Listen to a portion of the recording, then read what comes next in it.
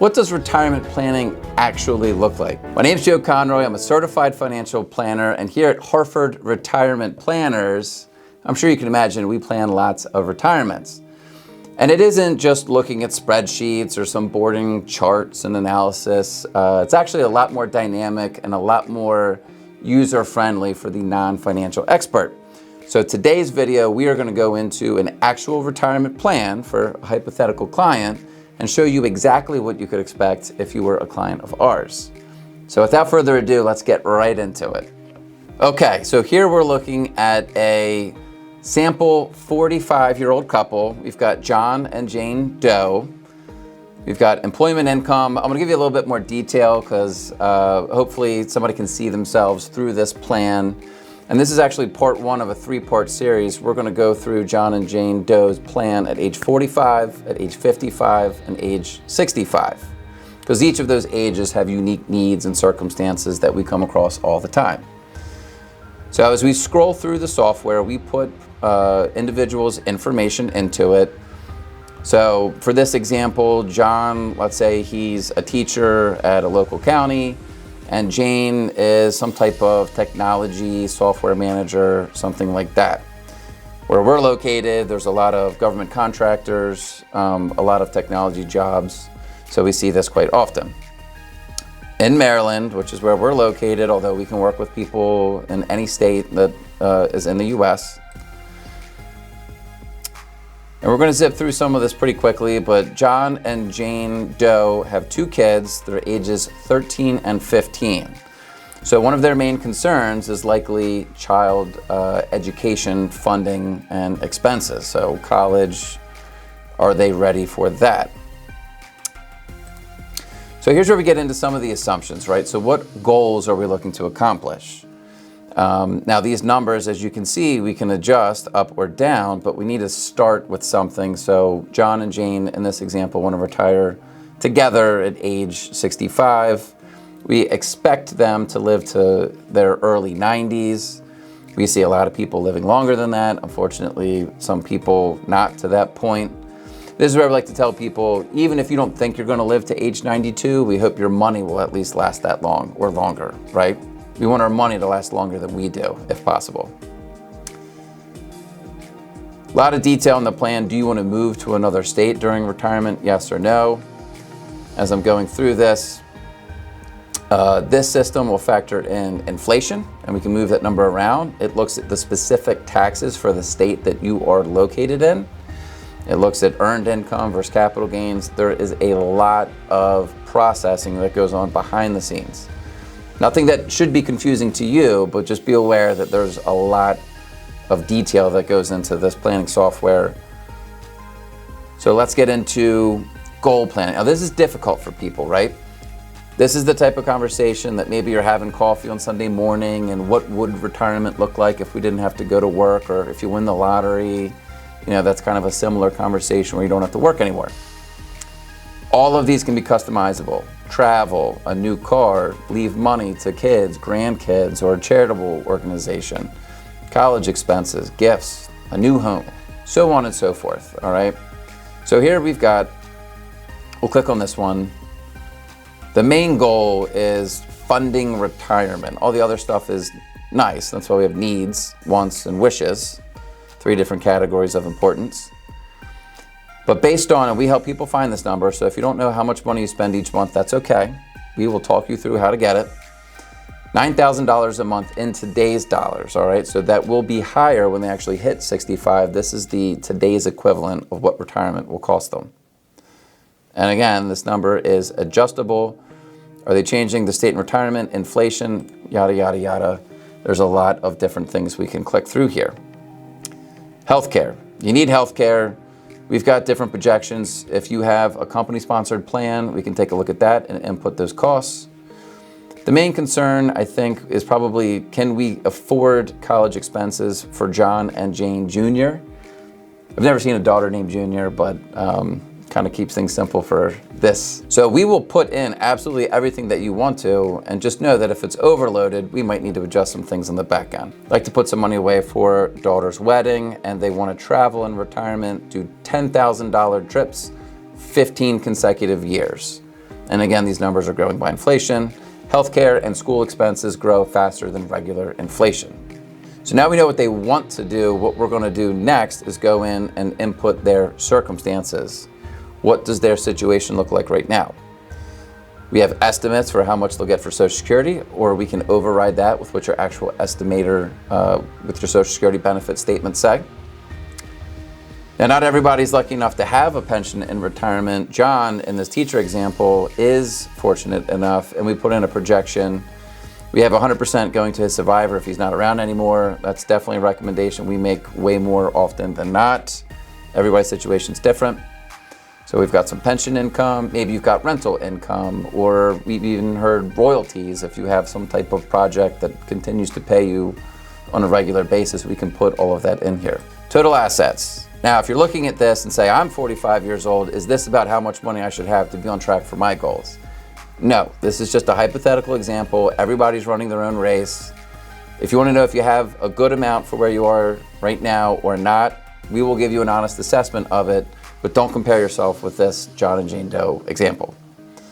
So Jane just had a rollover. She started a new job, and she is maxing out her 401k. You can see that in this first line.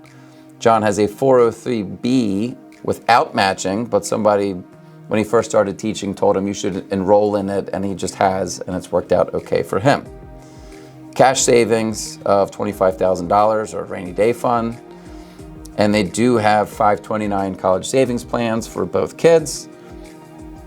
John is the owner, and it would benefit John or Jane Juniors. Roth IRA for John and Jane, they've got $25,000 in each, and they have a brokerage taxable account. I like to refer to it as the Swiss Army knife of financial accounts. It can be used for pretty much everything, and they're adding about $500 a month into that. It's worth $50,000 right now. Jane, I mentioned, had a old retirement plan. She rolled it somewhere, wherever it is, and it's about $250,000. She's not adding to it because she's adding to the new 401k plan for her current employer. I went through that quickly, but we'll keep things moving in the interest of time. Other assets. They own a home, $650,000 of current value. There's several different options that we can put through different categories: insurance, stock options, restricted stock plans. This example, they don't have any of those complications, although folks that we work with do. So how much they owe on their mortgage? About $325,000 left at 3%. They might not want to pay more than they have to on that at a 3% interest rate in today's environment. That's probably a different video. All right. So I call this the Costa Rica number. I take all of my assets, I add them up, I sell everything, I pay off my debts, and I'm skipping town to Costa Rica. What am I left with? Other people refer to it as net worth. That might not be as fun to talk about, but they are just under $1 million. Now, most of the millionaires that we work with don't feel like millionaires, and I'm sure if you talk to the real version of John and Jane Doe, they'd probably tell you the same thing. They don't feel wealthy or rich or like they have close to $1 million. This is where I would typically go through and talk about the different types of buckets where people have money saved. Retirement plans, IRA accounts, they're taxed a little bit differently. Roths are separate, although they kind of lump it in for this software. Taxable accounts and college savings plans, we can look at all of it and we tell you how we feel your mix is based on your goals and your taxable situation, right? So maybe we're looking at filling some buckets more than others depending on what we see. Okay, so we've got our expectations input for what we're hoping to get in retirement, college expenses. And then we've finished phase 2, which is inputting the actual reality of what they're doing currently. The third part, and this is the fun part, is it going to work? All right. I'm going to take 1 minute and talk about what this software looks like. It's not average returns. I like to joke that if you put me and Jeff Bezos in one room, the average net worth is like $100 billion, right? That's skewed towards him. So averages, when we're looking at market returns, can skew things as well. Probably not as much as that example, but you get what I'm saying. So a year like a 2022, retiring in that year is a different scenario than looking at an average return of 7, 8, 9%, right? So we have a sequence of return risk. The sequence of return risk is, are we gonna have some bad years in the beginning that could throw things off, even if the average holds true to what we thought before. So what this does, it's called Monte Carlo analysis, is it takes the actual portfolio the way it's configured. And we go back 100 plus years and give it real returns of what it would have done in all those 100 years. So we got real 100 data points of real world examples, and we mix it up 1,000 John and Jane Doe lifetimes. We like to see a success rate of 65, 70% or higher. That means you're trending towards your North Star and that you're on track to have money. Without further ado, we'll run the analysis. 69%, all right? So it's a little bit lower than maybe where we'd feel super comfortable. What I will tell you is age 45, we're projecting, close to 4 decades, or more of lifetime. So a lot of things are gonna change. This just says at this point in time, are you headed in the right direction? So what if we don't like a 69% success rate? We want it to be a little bit higher. What can we do? So what we can do is run through multiple scenarios. One that I like to go through is called the play zone. Here we go.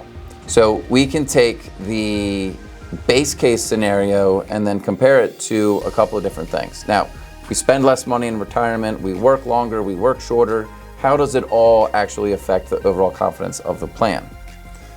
So let's say they each work 1 year more. Does that get us over the hump of a little bit extra confidence?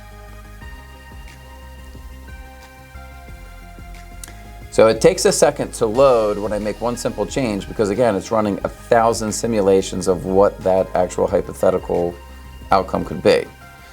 So 1 extra year of work for this couple would mean an increase of 7% in confidence. We're at 76% compared to 69%. It's pretty good, all right? But a lot of times sitting across the table, someone says, I don't wanna work a day longer than I have to. I'd rather spend less money in retirement and retire earlier or hold true to my date. Well, we can tell you exactly what that looks like. So let's back it down.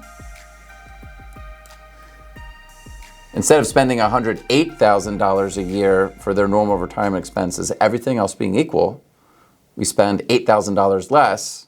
What does that do? Gives us 78% confidence. So it bridges that gap. So here's the decision that we make sitting across the table. And we present information for you to make your decisions, but at least you have some guidance into what those decisions mean. If you work 1 year later, you've got a mid 70% success rate. If you don't want to work longer, then maybe you spend less in retirement. And if you can make retirement work on $100,000 net of taxes, $100,000 like January 1 would last you the entire year, then you have that same confidence zone. So what is it worth? Spending $8,000 a year less in retirement or working 1 year more? That, as financial advisors, we can't answer for you, but I'm sure you, with a very quick amount of thought, know what's more important. So that's a relatively quick run through of what a retirement plan looks like and what it really is going to give you. If I had to define it, distill it down to its most important factor, it gives you information to make real world decisions. We get out of the land of hypothetical, I think I can do it if I work, and we can tell you, based on this big, very fancy calculator, exactly the impact of what financial decisions you're making and what it does to your bottom line success rate in real time. And then once we're through the plan, just like how you go to your doctor for checkups, or at least hopefully you do, just because you've got a good plan in place right now, your life's gonna be different in 5 years or 10 years, which is a good segue because we're gonna fast forward 10 years and go through another plan for John and Jane Doe. But this gives us a checkup ability to make sure that your portfolios and your expectations continue to be in line so that you don't have the stress and worry about if things are going to be okay. And as things change, we change the plan and adjust. That's what we're here for. That's the planning software. As always, thank you for watching.